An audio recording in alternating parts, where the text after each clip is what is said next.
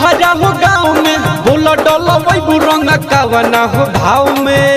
ए सुनतरू होली खेले आइल बानी तहरा हो गाँव में बोला डोला वही बुरंगा कावना हो भाव में। घर ही में पूरा रंग वही बे की डोला वही बे दुआरा तो खाली डलही में रंगवा रहेला होई छवड़ा टुवारा।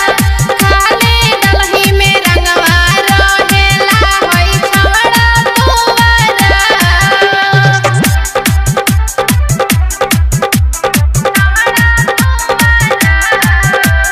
कंचन इब्राहिमपुर। पहिले हम से के रंगवा हलो रंग डालो बोला लका हल्का।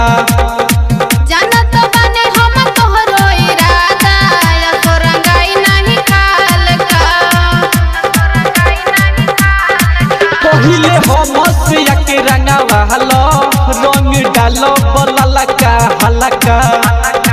जानत बानी हम तोहरो इरादा या तो रंगाई नहीं खालका। होली में चोली ना रंगोई दे तोते देख है मुवाड़ा। तो खाली डलही में रंगवा रहेला होई छवड़ा टुवारा। खाली डलही में रंगवा रहेला होई छवड़ा टुवारा। होली है